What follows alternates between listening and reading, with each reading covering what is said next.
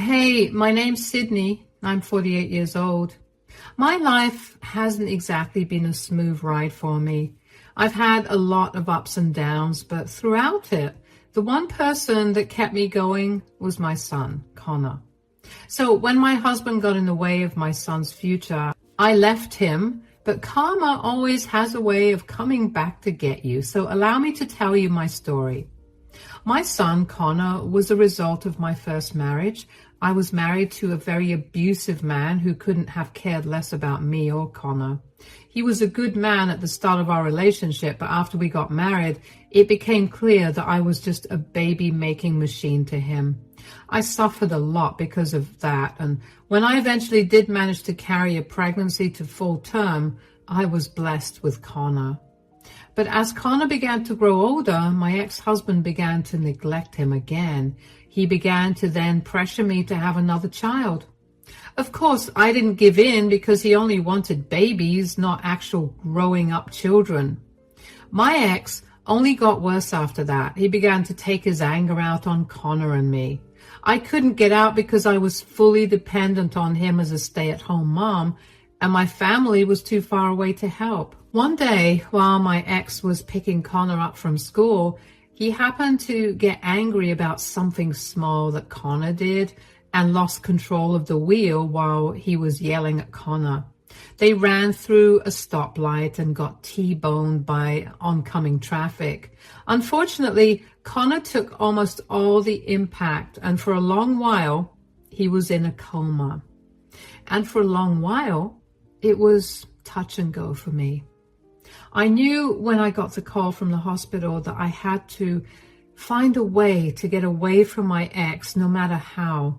When Connor finally woke up, we found out that he could no longer move his legs. He was paralyzed from the waist down. Connor was only 6 when this happened, so he was beyond devastated to find out that he could not move his legs. Add to that the abuse that he'd had to endure because of his father, and Connor was a mess. Connor remained in the hospital for well over a month because he was severely injured, and in that time, I began making preparations to run away with him. My ex did not seem remorseful at all, and instead kept complaining about how high the bills were because of Connor. It took every ounce of self-restraint to keep my mouth shut around him because I could not risk giving my plan away to him. When Connor was finally set to be discharged, I told my ex I'd pick him up. When I got Connor into the car, I drove and drove until I was almost out of gas. It took a while for Connor and I to finally relax since we no longer had to deal with my ex. I spent the next year working really hard and saving up as much money as I could for Connor. I did my best to help Connor get through his mental blocks, but with how hard I had to work, I couldn't do a good job with that. And then I met Miles, my most recent ex-husband, who I never thought would be an ex. Miles and I met because I worked at a bar and he frequented it with his sister and her friends. We ended up getting to know each other and over time developed feelings for each other. The first thing I did was introduce Miles to Connor and let him know that Connor and I were a package deal. He did not seem upset by that at all and still pursued a relationship with me. We dated for 3 years, and in that time, he really stepped up and became a great father to Connor. Connor and him were practically inseparable, and I was really happy that Connor finally had a positive male influence in his life. Miles and I got married, and Connor and I moved into his house. For the next few years, life was good. The only issue we were facing was Connor's grades. He was still struggling mentally and about the loss of his legs. He couldn't cope with the fact that there would be things he would not be able to achieve. I tried to get him counseling and therapy, but he did not seem open to that. Miles and I also tried talking to him, but it was to no avail. One day, Miles came up to me while I was in my home office, and he told me we needed to talk. We need to talk. Yeah? What's up? I was doing some accounting work for us, and I realized that a huge portion of your earnings are gone. I rummaged through your stuff and I found documents for another bank. Do you want to explain yourself? Why did you go through my stuff? Couldn't you have just asked me? I didn't think you'd readily tell me. I would have. Do you not trust me? I trust you, but you're dodging my question. Why do you have a separate bank account that I had no idea about? I'm not dodging your question. I just feel a little violated since you went through my things without asking me. But since you want to know so badly, I opened that bank account at the time of my divorce from my ex-husband.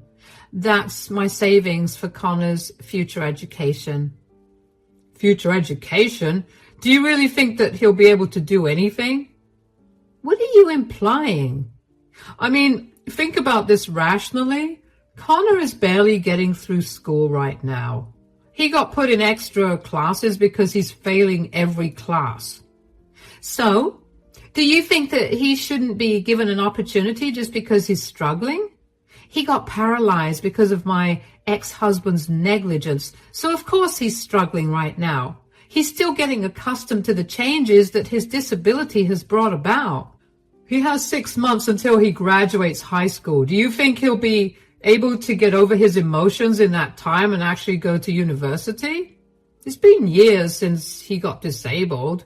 And if he's still struggling, then do you think he'll improve? We've changed schools 1,000,000 times, and each time they've told us that unless Connor gets over his stupid hang-up, he's not going to get anywhere in life. Are you seriously saying that trauma has a time limit? After which it's not supposed to affect you? Who cares what those schools have said? You've raised Connor since he was 8. You're like his father, and you think of him this way? Don't bring unnecessary emotions into this. I'm seriously asking you, because if you've been saving since you divorced your ex-husband, and if you've been putting a similar amount to what you've been putting in so far, you must have racked up quite a bit of money. Oh, and what do you want to do with that? Buy another house? Spend it on something for yourself? We don't need another house, but we could buy all of us something nice. Absolutely not. I don't care what you want to do or want to have. That money is Connor's. I've poured my heart and soul into saving that money. You have no right to that money, and nothing you say will change that. Whether Connor chooses to go to college immediately after he graduates or not, that money is for him. I will not be having this conversation again. I did not like Miles snooping around through my things, and I especially did not like him implying that Connor's education money was never going to get used. I knew that Connor was struggling with school and his grades were a reflection of that, but I also knew that there was more to his education than just his grades. I knew that no matter what Connor said or did, he still wanted to have a normal future like every kid his age, and that was why I saved all that money up. Over the next month or so, Miles would randomly bring up expensive things that he wanted to purchase and hint at me buying them for him with the money I'd saved up. I'd shut him down by telling him to save his own money and buy those things himself, but I was really irritated by his behavior. Did he really think so lowly of the child that he helped raise? Were his needs more important than Connor's in his head? I tried my best to tell Miles to drop the topic, but every time he'd tell me that he was just checking if I changed my mind. Yeah, that only made me angrier. Miles would suggestively ask me to buy him things almost every day, but one day he didn't mention buying anything at all, even though it was a relief to not have to deal with his requests. I couldn't help but feel like something was off. So I cautiously asked him what was going on with him. What's going on? You've been really quiet today. Well, I just got off the phone with my sister. Oh, is everything all right with Macy? Apparently they're struggling a lot financially. Oh, no. Why? I thought she and her husband were making a good amount of money. Yeah, but they have a lot of debts to pay off, and it's been making a dent in their earnings. They're at a point where they don't think they'll be able to pay for Jack's college.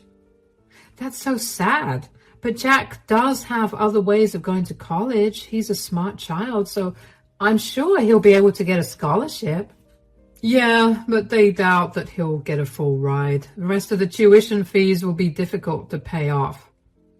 Jack can very easily take out a student loan. It shouldn't be a huge amount, especially if he gets a scholarship. The poor kid's already grown up surrounded by the payments of loans thanks to his parents. Do you want him to be burdened with more loans? Why are you getting all riled up? What do you expect me to do here? I want to be able to help them out. They were a huge help to me, and it's not nice to see my sister struggling like this. I get that feeling more than anything, darling, but we're also barely getting by. There's no way for us to help them out. We could help Jack out. You have savings to give him from. Savings?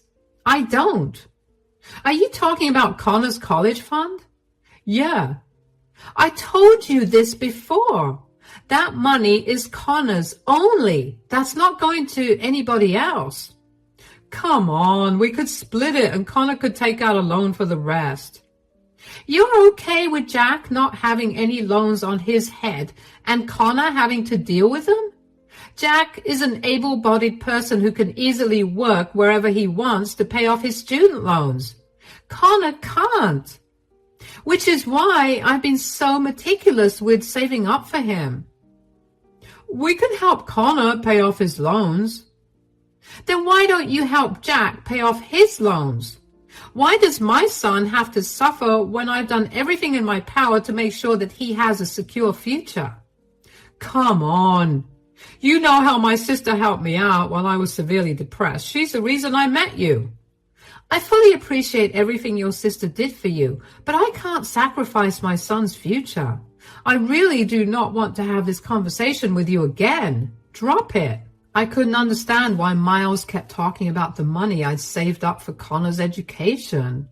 And why was he so keen to help his sister out over the child that he helped raise? I know that he was severely depressed before we met, and the only time he ever went out was when his sister would physically drag him out of the house to go drinking with her and her friends. Yeah, I was grateful that I got to meet Miles because of her efforts, but I could never give away the money I worked so hard for to secure Connor's future. We were, at best, a lower middle-class family. We made just enough to get through each month and also have some savings. Giving away even a fourth of the money that I'd saved up for Connor would be very difficult to replace. Miles knew that, and he still insisted on helping his nephew, Jack. From what I'd seen, Jack was a great child, and he was also incredibly smart. The way his parents spent money was ultimately going to cost him, and that was something his parents should have realized. If I had the money, I would have helped, but I barely had enough for Connor. And when Connor found out that I had saved a lot of money for his education, he cried with joy and immediately began looking into his future. There was no way that I was going to kill that joy of his.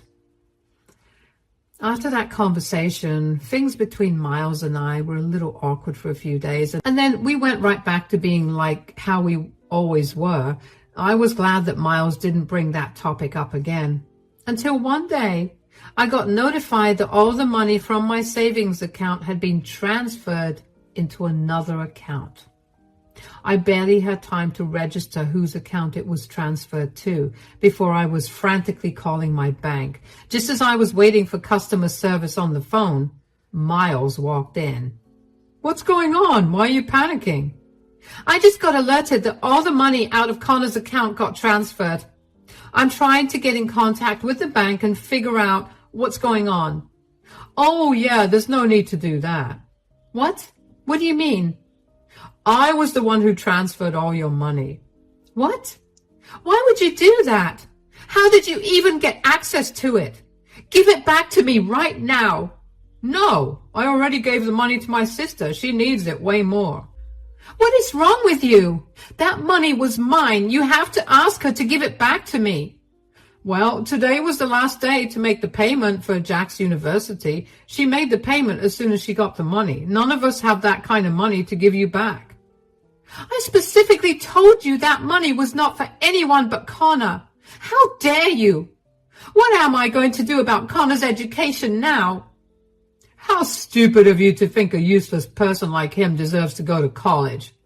Excuse me? You've been so irrational and blind to everything that you didn't even notice how stupid your son truly is. He's pathetic and definitely doesn't deserve that money. Jack, on the other hand, has so much potential. He's been among the top students of his school for all 4 years, and he'll go much ahead in life. Connor will continue to remain a burden to us, whether he gets a college education or not, so the money was useless to him. How could you possibly say such hurtful things about the boy you helped raise? I'm not trying to be hurtful. I'm simply stating the truth. I will gladly support Connor for the rest of my life. I just saw a future education for him as useless, as he will be. You're a disgusting man. I can't believe I ever let you in Connor and my life. I want nothing to do with you anymore. You're overreacting, Sidney. Calm down. Calm down? Overreacting? You've not only thrown all my years of hard work down the drain, but you've also ruined Connor's future. Do you really feel no remorse? Not at all. I love Connor, but I'm also a realist at heart. Here's a taste of reality for you. I'm divorcing you. I don't want you in our lives anymore. Do not even bother contacting me or Connor again. You'll come to your senses eventually, and then you'll come crying back to me. I'd rather die than come crying back to a heartless monster. I can't even begin to describe to you the kind of anger I was feeling at that moment. Miles had raised Connor himself, and yet he threw away his entire future like that. Not to mention, he saw how hard I worked to save up that money. I was not a fan of him asking me to give the money away to his nephew, but I was glad that he at least asked me before he did something. I don't know why I was stupid enough to let my guard down. I should have considered that a warning sign. Then again, I never thought that Miles was capable of doing something so horrible. Aside from how betrayed I felt because of Miles, the only other thing I felt was guilt and shame.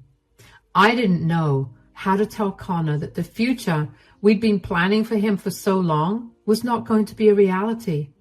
Even if it was, he'd have to work very hard to get it.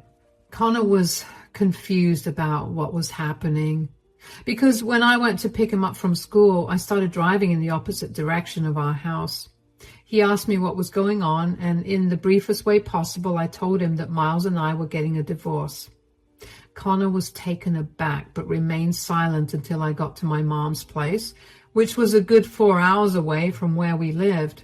When I finally calmed down enough, I sat Connor down and explained what had happened. He was devastated that he would not be able to go to his dream college without having to take a huge loan out, and even angrier that Miles had done that to us. It took a while for us to get back on our feet, but luckily, Connor only had to go to school for his finals. He had enough attendance for him to skip the last 2 weeks of school, and I talked to his principal to make sure it was okay as well. After that, Connor began applying to various colleges. He worked hard and managed to get good enough grades that he would definitely be able to secure a scholarship, which he did. He didn't have to take out a huge loan, but the loan he took out ended up being a feasible amount to pay off in the next 4 to 6 years. After Miles left us, it was like a switch flipped in Connor. He asked me if my offer to take him to therapy was still on the table, and of course, I said it was. Starting therapy was like a miracle for Connor. He went from being pessimistic and dull about everything to being one of the happiest people I know. It was amazing to see my son look so full of life. Connor even opened up to me a lot about what he'd been struggling with at school, and I apologized a lot for not being there for him enough. Connor worked really hard in college, the most I'd ever seen him work, if I'm being honest. Aside from working, he also made a good amount of friends. One of these friends was the son of a business mogul in the town we used to live in with Miles. Connor ended up making a great impression on his friend's dad, and so his dad offered him an internship at his company. Connor performed really well at the internship. In fact, he did so well that his friend's dad offered him a salaried position as the manager of a certain team. Of course, Connor took it, and he was set to begin working there as soon as he graduated. As for Miles and I's divorce, it took a long while to process, but when it finally came through, I felt great. I found a new job, and this time I had my mother to help me out as well.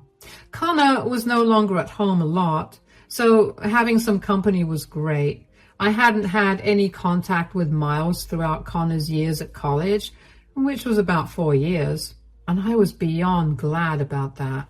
But one day, while I was out for coffee, I felt someone tap my shoulder.